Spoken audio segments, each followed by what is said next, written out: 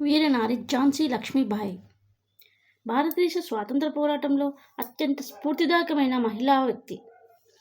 ఆమె అసలు పేరు Manikarnika Tambe. Indian zone of arc అని బ్రిటిష్ వారిచే బిరుదు పొందింది. తండ్రి పేరు మంపత్ బల్వంతరావు, భర్త పేరు గంగాధర్రావు.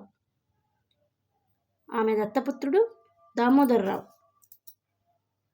1828 నవంబర్ 19న వారణాసిలో జన్మించింది. 1942లో ఝాన్సీ రాజైన నరపతి రాజా గంగాధర్రావుతో వివాహం జరిగింది. ఆ తర్వాత ఆమెను ఝాన్సీ లక్ష్మీబాయి అని పిలిచేవారు. ఝాన్సీ లక్ష్మీబాయి గంగాధర్రావుల ఏకైక పుత్రుడు. బాల్యదశలోనే మరణించాడు. పుత్ర సంతానం లేని ప్రతి రాజ్యాన్ని బ్రిటిష్ వారు ఆక్రమించేవారు. ఈ కారణం చేత దామోదర్రావు అనే 5 సంవత్సరాల బాలుడిని ఝాన్సీ లక్ష్మీబాయి దత్తత తీసుకుంది. 1854 ఫిబ్రవరి 27న డల్హౌసీ దత్తత స్వీకారాన్ని రద్దు చేశాడు.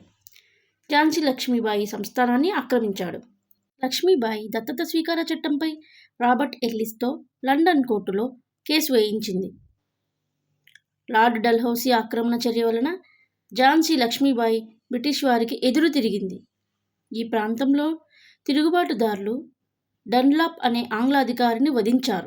1857 జూన్లో ఝాన్సీ కోట లోపల సిపాయిలు తిరుగుబాటు చేసి బ్రిటిష్ వారిని విచక్షణారహితంగా చంపారు. దీనినే డిబైన్ బాగ్ హత్యాకాండ లేదా జూన్ హత్యాకాండ అంటారు. మై అప్ని ఝాన్సీ నహీ దూంగి అన్న మాటలు ఇప్పటికీ స్ఫూర్తిదాయకంగా నిలిచాయి. ఈ హత్యాకాండకు ఝాన్సీ లక్ష్మీబాయే కారణమని భావించి బ్రిటిష్ ప్రభుత్వం తిరుగుబాటు నేరాన్ని లక్ష్మీబాయిపై మోపింది. హిరోజ్ అనే ఆంగ్ల సేనానిని నియమించింది. బ్రిటిష్ సైన్యాలు హిరోజ్ నాయకత్వంలో ఝాన్సీపై దాడి చేసి ఝాన్సీ కోటను ఆక్రమించాయి. దీంతో ఝాన్సీ లక్ష్మీబాయి స్వాతంత్ర వీరుడు తాంత్యా తోపేతో బ్రిటిష్ వారిని ఎదిరించే విషయమై ఝాన్సీ లక్ష్మీబాయి నిరంతరం రహస్య మంతనాలు జరుపుతూనే ఉన్నది. 1857 మే 31న ఆదివారం దేశమంతటా ప్రజలు బ్రిటిష్ పాలకులపై తిరుగుబాటు చేయాలని నిర్ణయించుకున్నారు. 20 నెలల పాటు పోరాటం సాగుతూనే ఉంది. పోరాటం కొన్ని కారణాల వల్ల ముందుగానే పసిగట్టిన ఆంగ్లేయ ప్రభుత్వం ఆ మహా ఉద్యమాన్ని దేశవ్యాప్తంగా అణచివేయడానికి మూకుమ్మడి పోరాటం బ్రిటిష్ వారిని దేశం నుండి తరిమేయాలన్న దేశభక్తుల ప్రయత్నం విఫలమైంది. పోరాటంలో ఎన్నోసార్లు ఓటమిని ఎదుర్కొన్నా ప్రయత్నం మాత్రం మానలేదు. 1858 మార్చి 23న బ్రిటిష్ సైన్యాధికారి సర్ రోజ్ ఝాన్సీపై యుద్ధం ప్రకటించాడు. 12 రోజుల వరకు ఝాన్సీ పోరాటం చేస్తూనే ఉంది.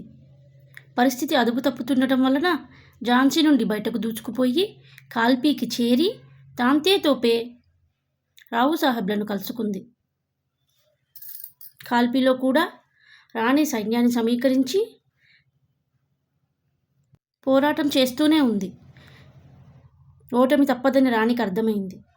రావు సాహెబ్, తాంత్యా తోపేలు రాణితో కలిసి గ్వాలియర్ కోటను వశపరుచుకున్నారు. తెల్లవారుజామున గ్వాలియర్ కోటను ముట్టడించారు. రాణి పురుషవేషం ధరించి యుద్ధానికి సిద్ధమైంది. రాణి వద్ద సైన్యం తక్కువగా ఉన్నప్పటికీ అసాధారణ సాహసం, యుద్ధ వ్యూహం, రాణి పరాక్రమం కారణంగా ఆంగ్లేయ సైన్యం భారీగా దెబ్బతిన్నది. కొందరు సైనికులు ఆంగ్లేయులతో చేయి కలిపారు. రాణి లక్ష్మీబాయికి ఓటమి తప్పదని తెలిసిపోయింది. తన సర్దారులతో, నేను మరణిస్తే నా కుమారుడు ఆనందరావుని జాగ్రత్తగా పెంచి పెద్ద చేయమని, తాను మరణించాక తన శవాన్ని విధర్ముల చేతుల్లో పడనీయకుండా ఉండమని కోరుకుంది. రాణికి తప్పించుకోవడమే చివరి మార్గం అయినప్పటికీ ముందుకు దూకి పోరాటం చేసింది. ఆంగ్లేయుల సైన్యం చుట్టుముట్టింది. రాణి చెయ్యి ఒకటి తెగిటి పడింది. కడుపులోంచి రక్తం కారింది. ఒళ్ళంతా గాయాలయ్యాయి. కళ్ళు బహిర్లు కమ్మాయి. ఆమె దురవస్థను చూసి ఆంగ్ల రక్షకుడైన కుల్ ముహమ్మద్ కూడా విలపించాడు. రాణిని భుజానికి ఎత్తుకుని గంగాదాస్ ఆశ్రమం వైపుకు పరుగు తీసి ఆమెకు మంచినీరు త్రాగించాడు. చివరగా తను మరణిస్తూ వణుకుతున్న కంఠంతో హరహర మహాదేవ అని స్మరించింది. బాల్యంలో తాను నేర్చుకున్న భగవద్గీత శ్లోకాలను క్షీణించిన స్వరంతో, ఓ కృష్ణ, నీ ముందు నేను ప్రణమిల్లుతున్నాను అంటూ కన్నుమూసింది. జూన్ 28, 1858 చివరి రోజు.